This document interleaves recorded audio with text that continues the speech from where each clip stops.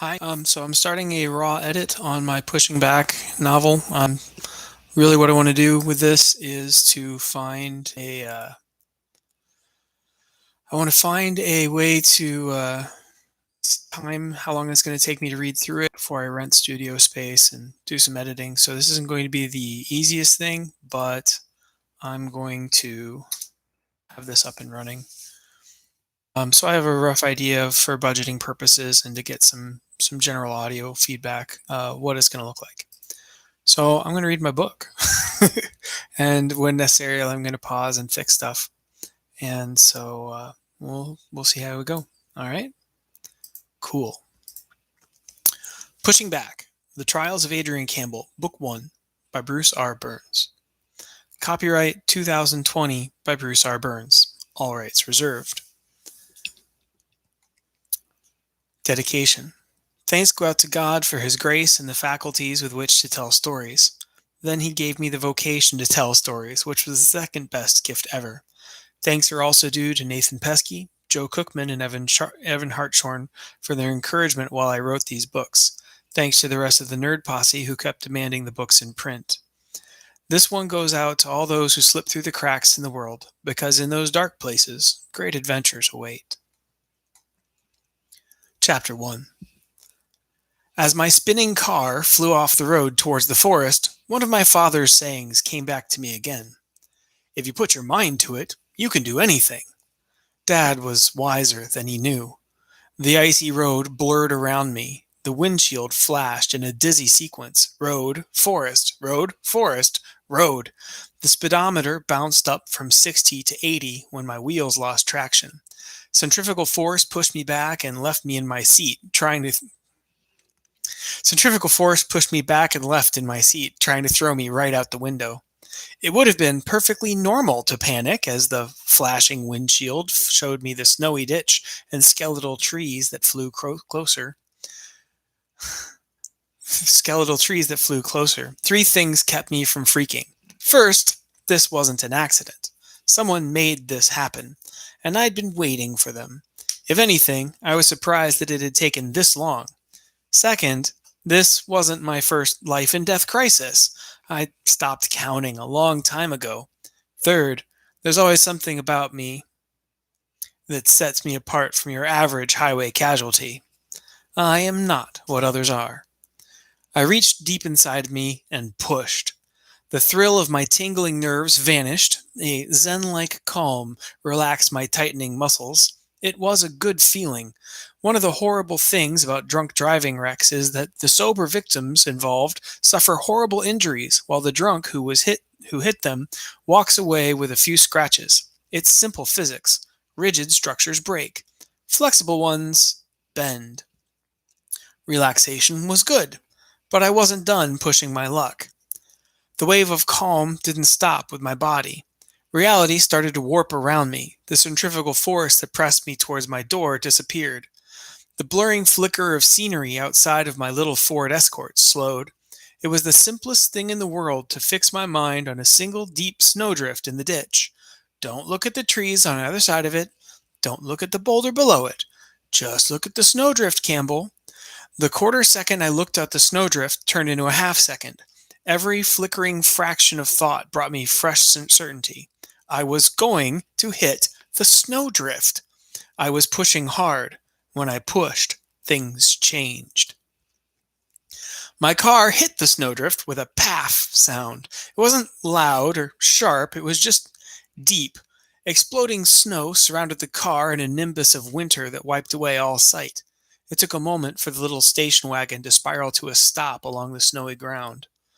The white curtain of snow fell away, and I saw the result of my crash.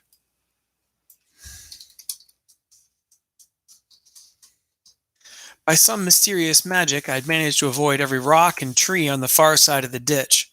Sometimes the deep furrows my tires left passed within a hand's breadth of something hard and punishing, but the car had avoided the impact. If you know what you're doing, a little magic goes a long way. I'd done it after all. The bubble of tranquility popped around me. There's only so long you can concentrate on something imaginary. Sooner or later, reality is going to come back and knock gently on your door. I took a quick look down at my body. It was stupid. The car seemed completely undamaged. Even so, I couldn't resist the impulse to make sure I'd made it through in one piece. I looked fine. Good to go. That meant I had better get going. I didn't have much time. The enemy that threw my car off the road like a tinker toy was still out there. If I was still in this car in 30 seconds, I was a dead man. I pushed the door open against the snow's resistance. It took a second to get out of the car. I didn't bother to close the door behind me. There was no hiding the fact that I'd survived. My jacket was on the passenger seat next to me. It was a green, ugly monstrosity, the kind you only find in northern Minnesota and particularly sadistic Land's End catalogs. Trench coat meets parka in a shade of green that brought back visions of puke green 1980s Army uniforms. It took 3 seconds to throw on the jacket, buckle on my sword belt, and start running. 5 seconds after that, I couldn't see my car through the snow-laden pines. Of course, I was digging a furrow through a foot of snow that a blind man could track. I didn't have any time to rest, but if I didn't gather my wits and do it quickly, this was going to be a real short dance. I closed my eyes and gathered my thoughts. I'd been driving north, one of those back country roads that leads from Motley deeper into the north woods. I had my car under control. People up here don't mess around with clearing their roads. We can't afford to. If you let a Minnesota winter get ahead of you, you might not be able to dig yourself back out. No, everything was fine. There was no sign that anyone knew I was coming. There was no way that anyone could have guessed which road I took to get north in time. Someone had guessed anyway. I didn't wreck my car for fun. The image flashed through my mind, sharp and clear. The open road and overcast sky guided my way through the endless chessboard of forest and farms. Then a wind out of nowhere hit my right front tire like a battering ram. 60 miles per hour worth of momentum did the rest. I'd handed them their means to kill me without thinking about it. My own speeding car became their weapon. Somehow, someone must have known I was coming. You don't work magic across that sort of distance without preparation. In my arrogance, I'd lowered my guard after St. Cloud. My enemies had passed up 100 chances to move against me between Cleveland and the Twin Cities. I told myself that I'd made it in under the radar, that they wouldn't see me coming. That was wishful thinking. This was a trap. I looked around the forest. I already knew they had a powerful caster with them. There was no other way to throw that sort of power long distance. The attack could have come from someone weaker using human sacrifice, but that was ridiculous. It's too hard to time the final moments with outside events. The hair on the back of my neck stood on end, and I froze. I didn't press against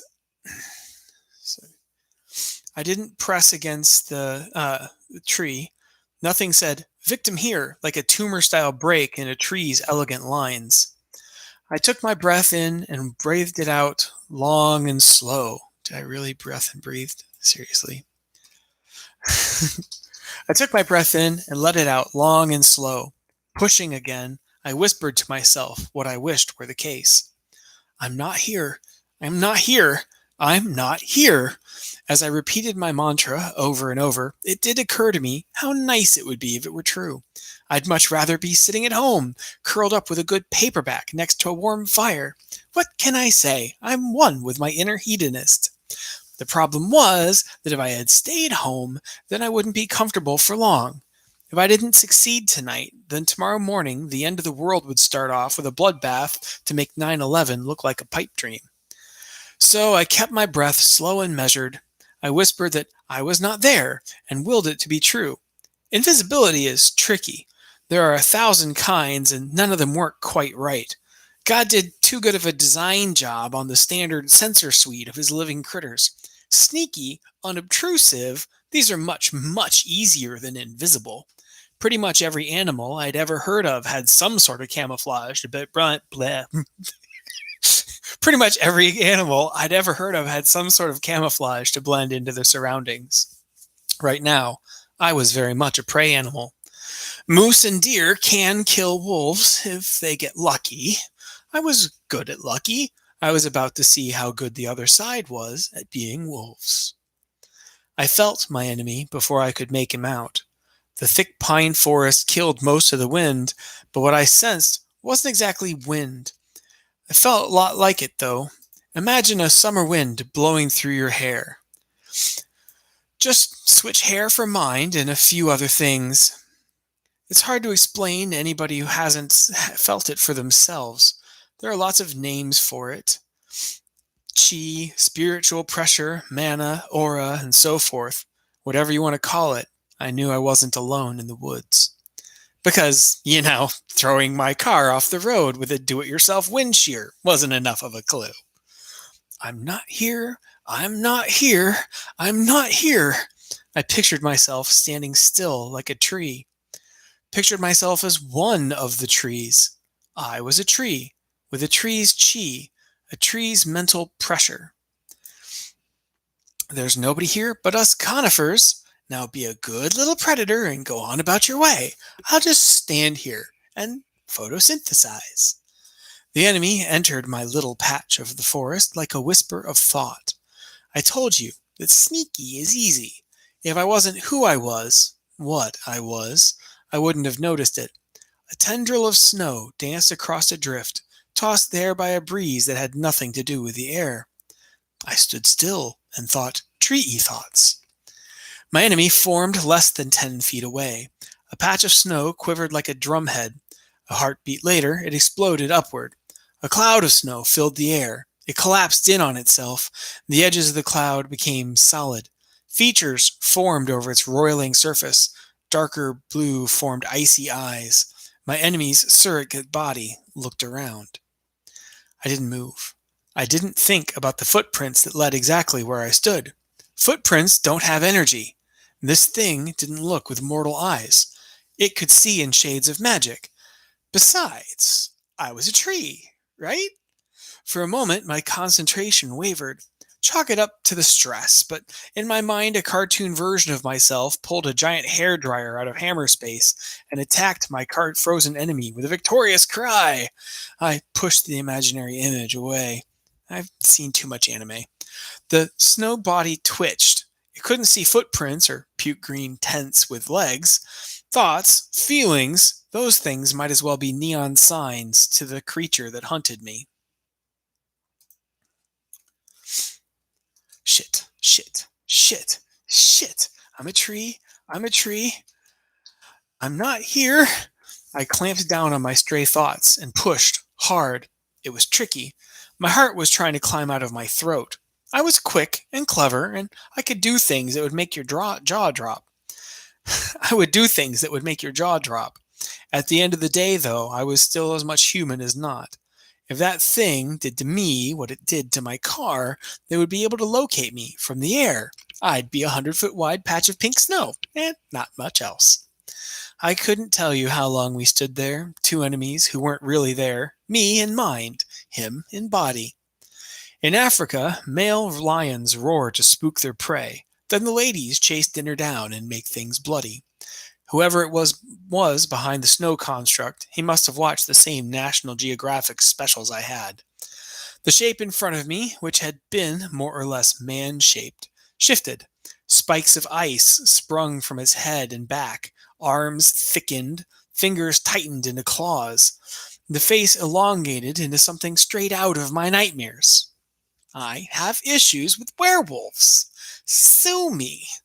The creature roared, froze like a lion, filled its lungs with ice. Freeze a lion solid, fill its lung with ice, piss it off. That's what it sounded like. If I wasn't a tree, I would have jumped halfway out of my skin. If I wasn't part of the forest, I would have started running for all that I was worth. I wouldn't have made it 5 feet. Good thing that I was just a tree. It roared again, but I had already heard that song. The second dose was merely unnerving instead of horrifying. The snow monster's head tilted like a dog listening for his master's voice. I had a suicidal urge to shout, "Boo!" But trees don't say things, not on this side of the Mississippi. So I stood there and thought about sun and soil. I wondered if this was what it felt like to be Al Gore. The snow thing snorted. It sounded like a grumpy icicle. I shit you not.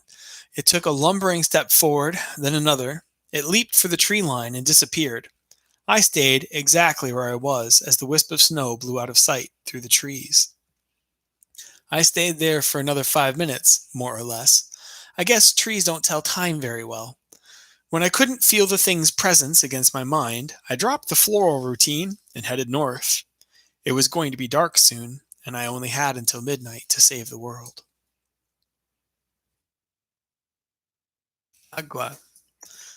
That's not actually part of the book.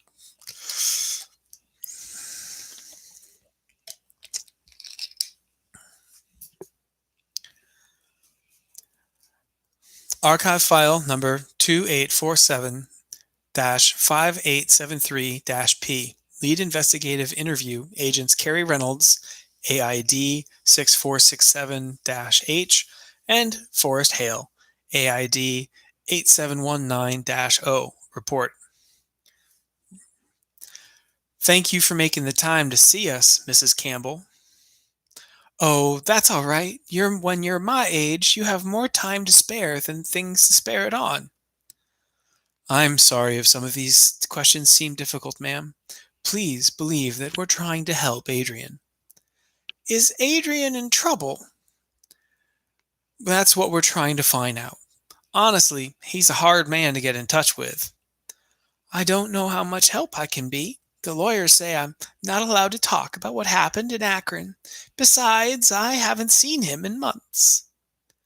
I won't ask you about the restaurant then. I think there are other things that you know could help us figure out what Adrian needs. We used to get together for the buffet. After a few hours, he always says that he has to go. He calls every week or so, but always from another number. I'm afraid for him. I think he's running from something.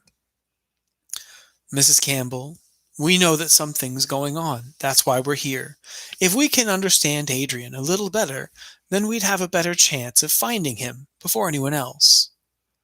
Is he in danger?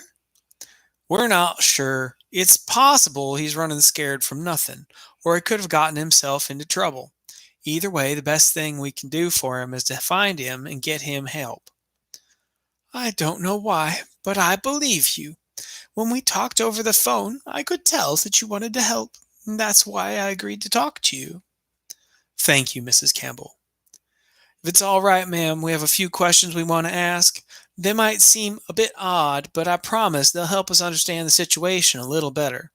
Oh, of course. Did Adrian ever have nightmares as a child? I don't mean the normal nightmares, but something that really scared him. The nightmares might be very intense, or he might have them several times. What are you asking me? How could I possibly help you find Adrian? Ma'am, I know that these aren't typical questions. The simplest answer is that we've found patterns in people's childhoods that frequently predict their future behavior. Oh, I don't put much stock in that sort of thing. I understand why. But if there was anything, any tool that could help us help Adrian, shouldn't we try it? Please, Mrs. Campbell, this has helped us find people in trouble before. I've seen it with my own eyes. I give you my word.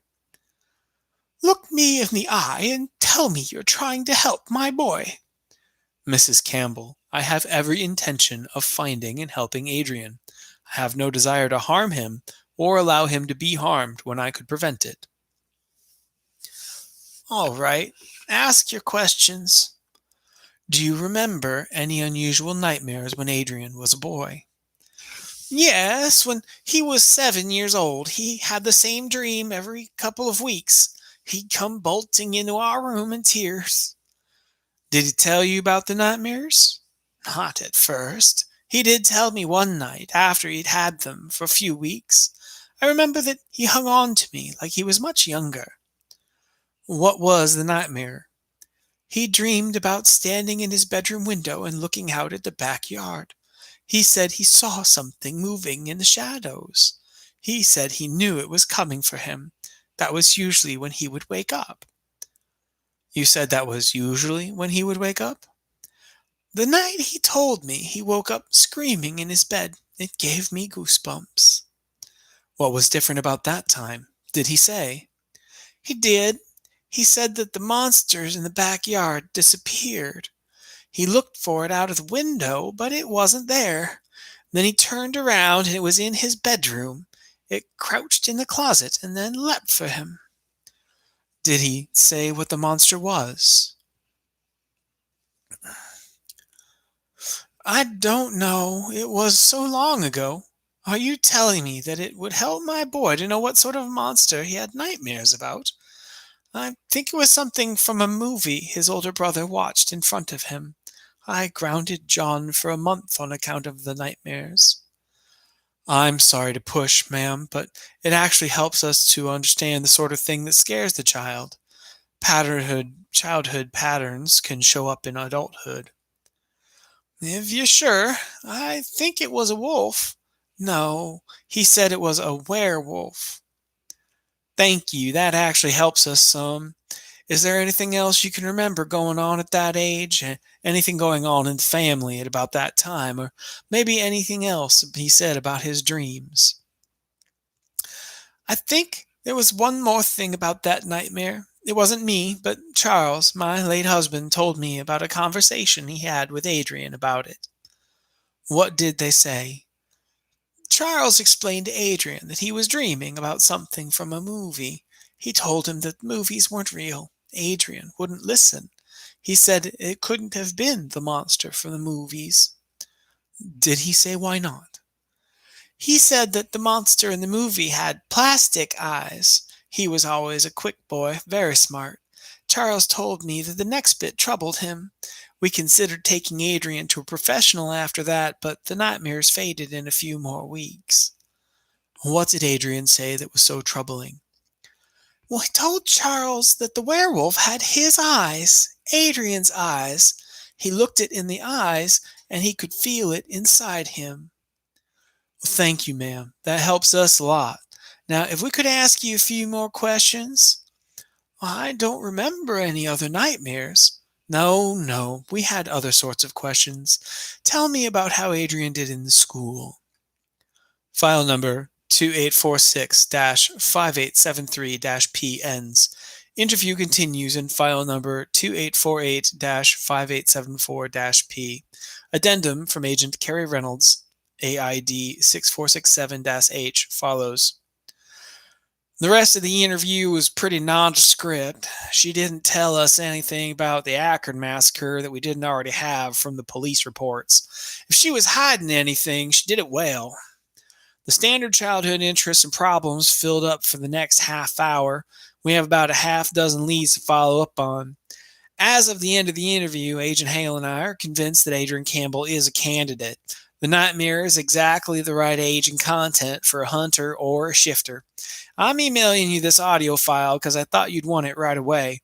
We don't have any organizational links so far. Now I'll keep you in touch. P.S. This darn computer phone thing was designed by a dyslexic technophile. Hale changed my ringtones to the Rite of Spring and refuses to change it back. I hate Stravinsky. Night had fallen, but I wasn't done running. It would have been easier if I could cut through fields and clearings, but there was no way to tell whether or not any of my enemies could fly. I'd underestimated them once. The car wreck could have killed me if I hadn't caught it in time. I didn't want to shake the dice again. So I ran again. I ran as quietly quickly as I could. When I was a little boy, I used to try to run as fast as possible through the woods without making noise or leaving a sign. It couldn't be done, but I got the idea out of a comic book when I was 10. It seemed like the coolest thing in the world. I never accomplished the impossible, but I got fast, agile, and quiet. I wasn't a 10-year-old boy anymore. I knew what I was. I called up the image from my very first comic book, the hero dashing from the forest. He left no sign. More importantly, none of the animals marked his passing. I gathered the image in my mind and pushed. I was part of the forest. The wind through the trees. The wind left no tracks to mark its passage. The creatures of the forest did not look up when the wind blew past them. That was the point. I knew I wasn't alone. There were others like me. I didn't know what they could do or how well they could do it. I spent 10 years searching for answers. I found more problems than solutions. I knew that they would be hunting me. There was no hiding the fact that I'd survived the car wreck. They already knew that I'd come here to stop them. After Akron, I knew that they'd kill me rather than let me interfere. Some people can travel with their minds. An enemy could fly overhead with their consciousness and hunt me. If they saw me, well, I didn't know if the odds were 2 to 1 or 2 dozen to 1. Either way, my chances weren't good. It isn't hard to send your mind somewhere else. Even normal people can do it. If they get a little help from powers they have no business messing with, that wasn't the only danger. Some of us have animals as friends, soulmates. Others take animals as slaves. Mind, friend, or familiar, it didn't matter. If someone saw me with their own eyes, or eyes on loan, I was still found. I had no desire to go another round with that ice monster, playing the game of concentration. If I blinked first, then I died. So I was the wind. I pushed on and passed through the forest. I didn't look back to see whether or not it worked. I didn't double check for footprints. I had to know there weren't any, or it would all be for nothing. I was the wind, an element of the forest. I pushed hard. Miles slipped by on either side of me. I couldn't keep this pace up forever. Maybe a hero could run all day and night and fight at the end of it. Well, I'm not a hero. The overcast sky masked the moonlight, but the moon was full tonight. There was still enough light to see by, and I could see without pushing. I didn't know exactly how far I'd gone before the world snapped back around me. One sec, I need to fix something.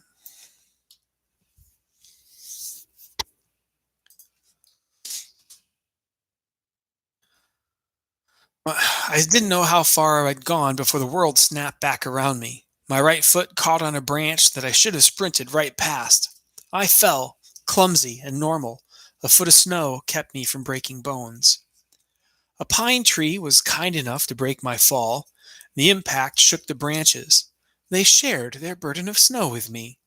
I curled up around my bruised stomach. Snow melted as it poured down the collar of my jacket, and I started to shake. I curled up in the snow. I already said that. My thoughts came jagged and slow, like a half-tuned radio. I'd pushed for too long. It was time to pay the piper. I'm not like other people. There are no pamphlets to pick up at your local clinic. Stars, wouldn't that have been nice? I imagined myself as an eighth grader walking into the doctor's office for a physical. What would it be like to get the physical, the talk about the birds and the bees, and a pamphlet with a title like Coping with Supernatural Powers? That would have saved me a lot of trouble. I'd learned what I could do, what I could. I'd learned what I could about my powers the old fashioned way. That mostly meant a lot of embarrassing trial and error. I call this kickback. If you've ever spent 2 days cramming for a final exam, then you know what I feel. When I push, I gather an image of reality in my mind. I take that image and I press against reality. It's like holding a transparency to an overhead projector to shine an image on the walls. It's not an exact metaphor. Put the projector 6 feet up on the wall and make every transparency weigh a couple 100 pounds. That's closer. Physics tells us that for every action, there is an equal and opposite reaction. I can use my mind to push against reality. For a little while, in some ways, reality bends to the image in my head. The entire time in my head, reality is pushing back. The way things are supposed to be is always there, like an elephant in the room. If I lose my concentration and look at the elephant, then everything snaps back. Kickback is what I call it when I push too hard or too long. My image shatters. The bend in reality smacks me in the mind like a rubber band. My concentration is shot the same way my legs are after running 8 miles. After an hour or so, I'll have my mental feet underneath me again. And until then, I'd be lucky to do a push-up, much less push reality. I considered majoring in music back when I thought I could have a normal life. So I took it as a sign of how fried I was that I didn't recognize Didn't realize I heard music until halfway through "A Mighty Fortress Is Our God." Yep, I was in Minnesota, all right. Pick your variation of a dozen jokes about there being more Lutherans than mosquitoes. They all end about the same. A couple 100 million acres of fields and forest crisscrossed the back roads, and I managed to crash near a church that had a Monday night worship. Maybe there was a God. I used the closest tree to pull myself upright, and then I staggered through the forest and across a dirt road. I could see the church on the other side of a field. It took me another 10 minutes to work my way around the field. I was burned out for the moment, but I didn't want to blow my cover because of impatience. The church was a humble affair, smack dab in the middle of a stoplight with delusions of townhood. Looked like something out of an Americana painting: white paneled siding, a bell tower over the altar, even a half set of stairs leading up to double doors. The stained glass windows showed scenes from the Bible, and the organ sounded like the real deal. The parking lot was more full than empty. I leaned against the wall underneath one of the stained glass windows. I could hear almost everything. I pulled my puke green tent jacket around me and listened. I grew up in the church. My parents were both Lutherans. There's a tradition to grow up in a church, get confirmed, and then get the hell out. Not for me. I got to religious lessons and discovered I loved it. My confirmation, just after 15, was the proudest day of my life. I even wanted to be a pastor. I rested, gathering my will and tucking the jagged edges of my concentration back into place. I listened to a pastor read the passages and heard the rustle of benches when everybody stood for the gospel. I heard the hymns that I grew up with and a sermon of hope and love. For most people, I believed in all of those things. That's a pretty radical thing to say for a born and bred member of the supernatural community. I believed that Jesus came and died for every person on the world. It's just that I stopped pretending and faced facts. I'm not a member of the human race. If I was, then I wouldn't have a prayer of doing what needed to be done tonight. I didn't have any place inside the doors of the church, and I'd rather spit on a cross than defile a sanctuary with my presence. By the time they sang the final hymn, my strength had returned. I could push again if I had to, and I would certainly have to. I moved off into the night. Maybe if I lived through my crazy attempt to save the world, I would have earned the right to worship once again. Most likely it would be a moot point. 10 would get you 20, that even if I succeeded, I'd be dead by the dawn. I'm going to pop off real quick and then start the next couple chapters in a different live stream.